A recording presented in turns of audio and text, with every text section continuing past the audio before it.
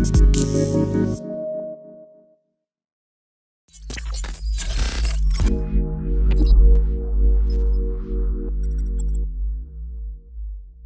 will start my speech today by sharing some words from Steve Keen, economist at the University of Western Sydney.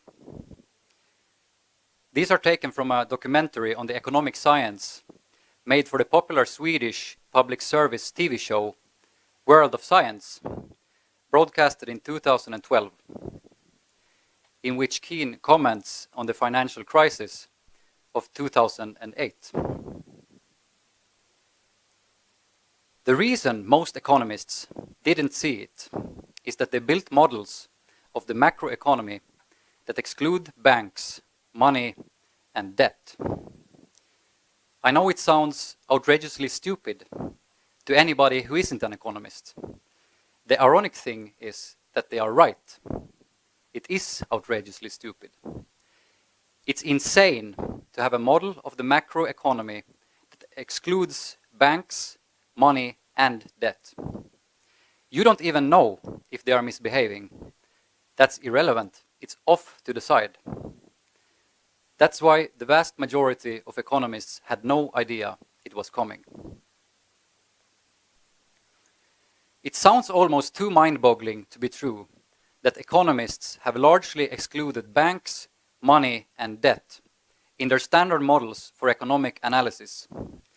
But as Keen's telling words make clear, monetary research has been, to put it mildly, a neglected area in the conventional sphere of economics.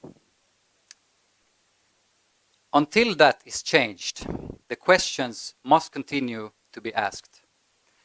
What is the real nature of money? What is the role of money today? And what can it be in the future? One modern saying goes that time is money. Another saying is that money is the root of all evil. But as Ayn Rand put it, have you then ever asked what is the root of all money? Yet the third popular saying goes that money is power. This is probably the most profound folk wisdom to be found when it comes to put the true nature of money into words. Money is indeed a power, a metaphysical and even magical power in some regards. And at the same time, it's a power that is very concrete. With a few paper notes or a few numbers on a screen, you can get fed when you're hungry, build a house or a whole town, or, if you're very ambitious, you can fund lobbyists that will promote certain policies to be implemented on a national scale, for better or for worse. A more advanced perspective on money as a form of power is presented in the peculiar document Silent Weapons for Quiet Wars, an allegedly classified document dated to 1979 that came to public knowledge only with the advent of the internet. This document contains concepts said to have been formulated in connection with the so-called Harvard Project in the 1950s, led by the Nobel Prize-winning economist Wassily Leontiev. It is argued here that economics should be viewed as a science of energy. In the same way that an electric charge in a battery can be transformed into work, money is a potential economic energy that can be transformed into production of goods and services. In this context, the roots of the word currency, stemming from current, is interesting to note as a circulation, whether it refers to flows of electricity, water, or economic energy in the form of money. From this perspective, money isn't good or bad in itself. Electricity can cook a man's dinner, and it can also cook a man. The same goes for money. And the question is, what is being cooked? A dinner or a man? Depending on the financial infrastructure, money power can be applied to create a private utopia for psychopathic slave owners, or it can also with benevolent leadership, be applied to empower a people on its way to the stars. Ancient traditions have indeed touched upon this monetary aspect of the struggle between the forces of good and evil. The one and only occasion in the Bible when Jesus turns to physical violence is in his uproar against the money changers in the temple, accusing them of having made his father's house into a den of robbers, a telling account of his confrontation with the corrupt priesthood of his time. An extreme form of financial tyranny is also illustrated in the book of Revelations, in which the mark of the beast is described like this. Also it causes both small and great, both rich and poor, both free and slave, to be marked on the right hand or the forehead, so that no one can buy or sell unless he has the mark, that is, the name of the beast or the number of its name. This calls for wisdom.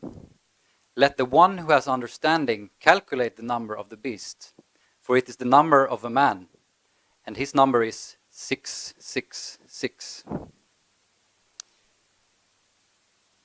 With this, the Bible does indeed touch upon monetary aspects in the struggle between the satanic enslavement of man and a revolution against it, to pave the way for man's realization of the potential endowed in him by the Creator. Further back into the European tradition, Aristotle made a similar, somewhat more academic point when he made a distinction between economics, the science that studies management of resources, and what he called chrematistics, the art of getting rich or gaining economic power. According to Aristotle, the proper role of money is to function as a means of exchange, and he viewed interest as a crematistic practice, contrary to nature. Why did he do that, you might ask? Interest does indeed have functions, such as motivating people to lend money and borrowers to pay back their loans quickly. What must be emphasized, however, is that there are alternatives on how to design the monetary infrastructure in such a way that it provides for the same functions without the crematistic consequences that interest has, making the rich richer and centralizing economic power until a plutocracy, a rule by the rich, has been established. And this has indeed become a reality in today's world. A study at the Swiss Federal Institute of Technology, published in 2011, The Network of Global Corporate Control, showed that 40% of total market value of the world's transnational corporations is concentrated on a core dominated by a few financial institutions that in turn own each other. Indebted national economies and even governments are dependent on the goodwill of the spider in the middle of this corporate web. The plutocratic rulers of our times have managed to establish a form of democracy which in practice means nothing more than an empire run by the high priests of Mammon by way of money power, corporate media, and paid for politicians, demonizing anyone truly opposing its agenda, whether it regards destructive wars in the Middle East, ongoing expansion of totalitarian surveillance, or political correctness, hostile to European identity, all of course packaged in the propaganda as a moral fight for democracy, humanity, and progress. Then what actions should we take to counteract this powerhouse? It must be emphasized that it's not money, trade, or enterprise that is problematic or wrong. Even the most ancient Indo-European tradition in India honored its workers, the Shudras, as well as its entrepreneurs, the Vaishyas, along with the Kshatriya warriors of the state and the Brahmin priests, inspiring and evolving the culture. What is problematic, however, is the crematistic dynamics of the current financial system, making the people serve the interest of the system instead of the system serving the interests of the people. If European civilization is to reclaim its Promethean destiny and unleash its true potential, a modern generation of Brahmin priests need to inspire a new revolution in the same spirit as that of Jesus from Nazareth, that will free ourselves of the money changers in the temples of our time.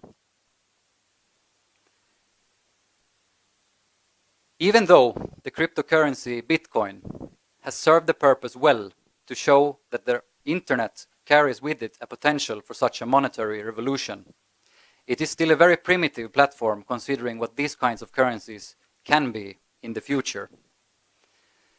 A desirable step for the rising alternative counterculture is therefore to integrate the altcoin revolution as a natural part of the discourse. My call here today is therefore for each and everyone listening here in Stockholm and all over the world to educate yourselves on this topic and thereby contribute to the transformation of money power into a truly positive force, one that will be our humble servant instead of our arrogant master. As the English economist Frederick Soddy put it so well already in 1934 in his book, The Role of Money, What it is and what it should be. Let us not enslave men that pretenders may rule, but take back our sovereign powers over money in order that men can be free. Thank you.